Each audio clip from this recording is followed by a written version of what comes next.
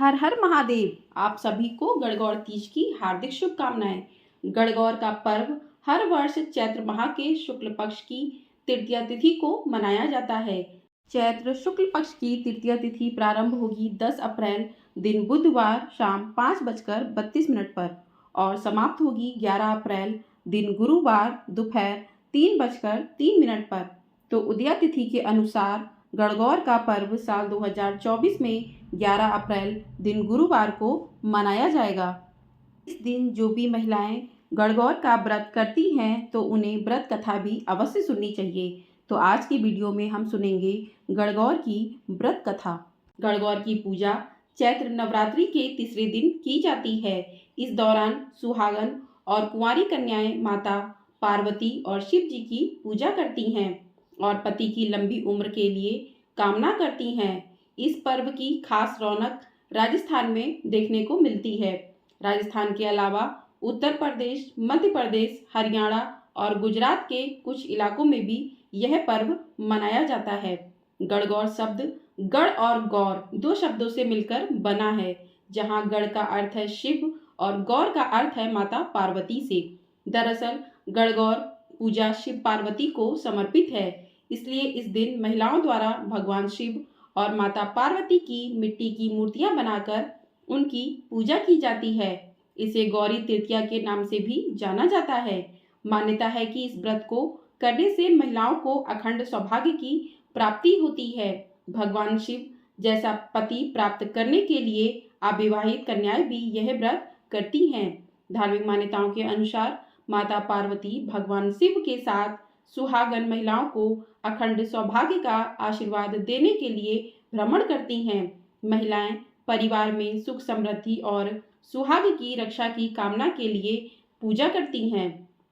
राजस्थान में गणगौर का त्योहार फाल्गुन माह की पूर्णिमा के दिन से ही शुरू हो जाता है, जो अगले 17 दिनों तक चलता है और 17 दिनों में हर रोज भगवान शिव और माता पार्वती की मूर्ति बनाई जाती है और पूजा व गीत गाए जाते हैं। इसके बाद चैत्र नवरात्रि के तीसरे दिन महिलाएं 16 श्रृंगार करके व्रत और पूजा करती हैं और शाम के समय गणगौर की कथा सुनती हैं।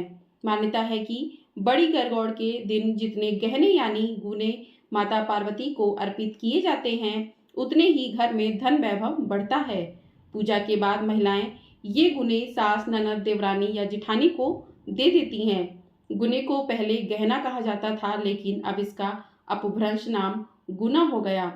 अब सुनते हैं गणगौर व्रत की पौराणिक कथा। आप सभी से अनुरोध है कि कथा को पूरा अवश्य सुनिएगा। एक बार भगवान शंकर तथा माता पार्वती जी नारद जी के साथ भ्रमण को निकले।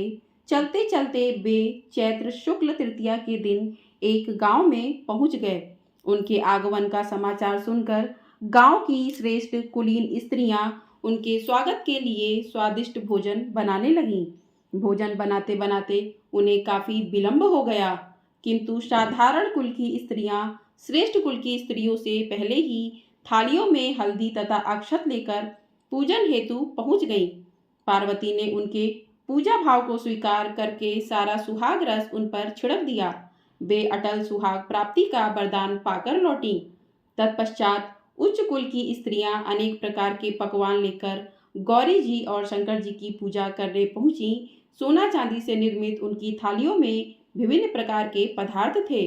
उन स्त्रियों को देखकर भगवान शिव ने पार्वती से कहा, तुमने सारा सुहाग रस तो साधारण कुल की स्त्रियों को ही दे दिया, अब इन्हें क्या दोगी?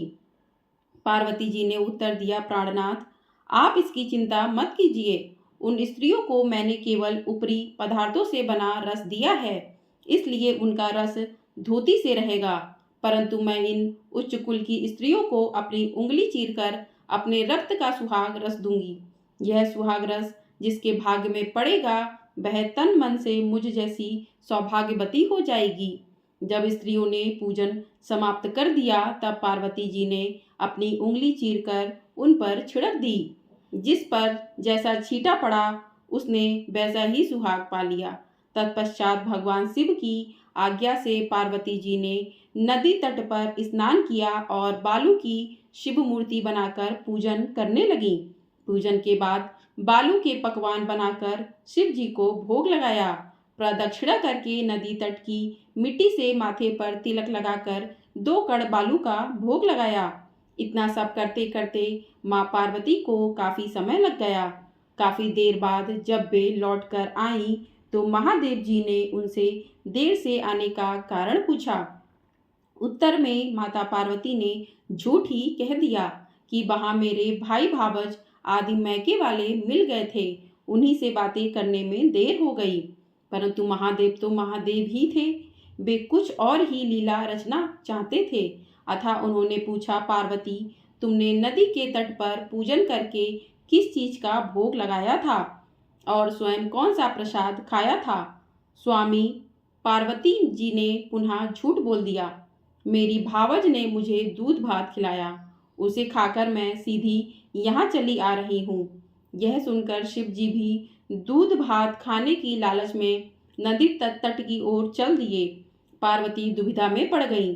तब उन्होंने मौन भाव से भगवान भोले शंकर का ही ध्यान किया और प्रार्थना की, हे भगवान, यदि मैं आपकी अनन्य दासी हूँ तो आप इस समय मेरी लाज रखिए।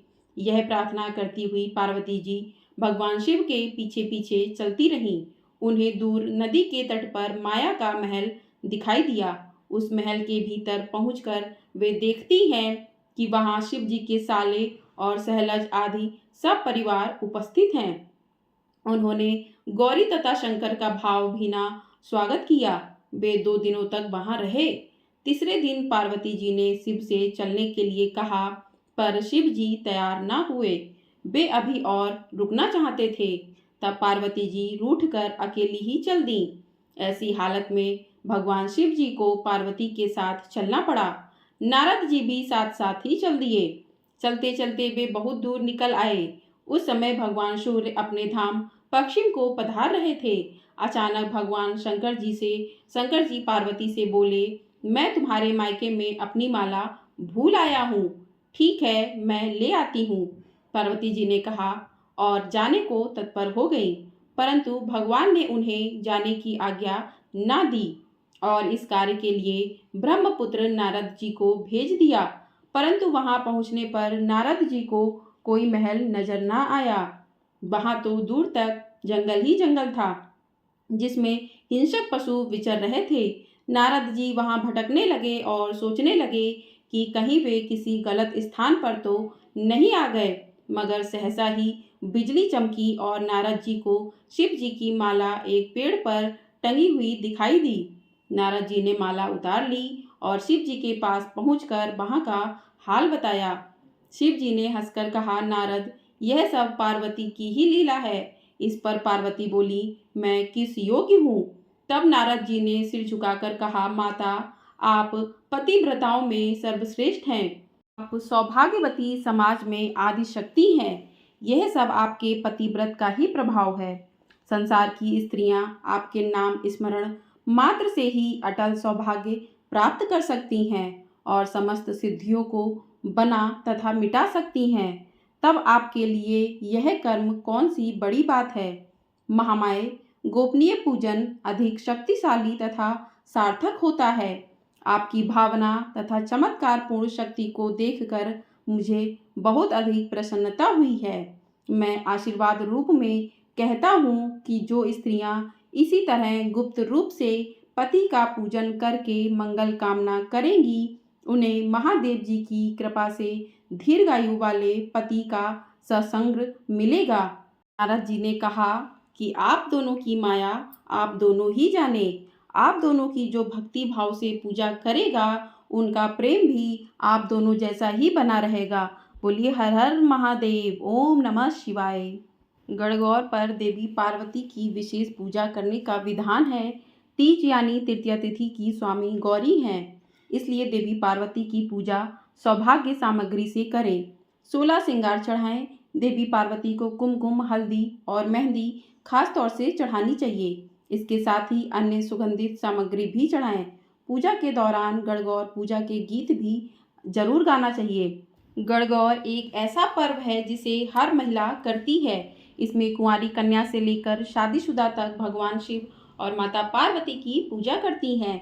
ऐसी मान्यता है कि शादी के बाद पहला गणगौर पूजन मायके में किया जाता है।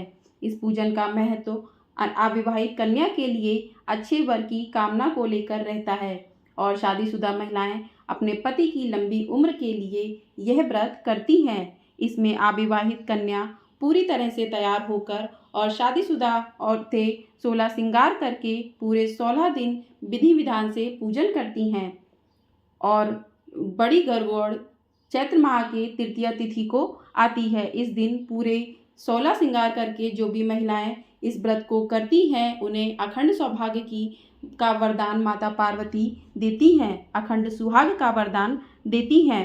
गणगौर के दिन आप गीत भी गाएं। गौर गौर गोमनी ईसर पूजे पार्वती, पार्वती का आला गीला गौर का सोना का टीका, टीका दे टमका दे रानी व्रत करियो गौरा दे रानी, करता करता आस आयो बास आयो, खेरे खांडे लाडू ल्यायो लाडले बीरा ना दियो, बीरा ले मन चूंदड़ दीनी चूंदड़ ले मन सुहाग दियो। तो इस प्रकार से आप गणगौर का गीत भी गाइए। गीत गाने से और पूजा करने से माँ पार्वती बेहद प्रसन्न होती हैं और अखंड सौभाग्य का वरदान देती हैं। तो बोलिए हर हर महादेव, ओम नमः शिवाय, जय माँ पार्वती, जय माँ आदिशक्ति।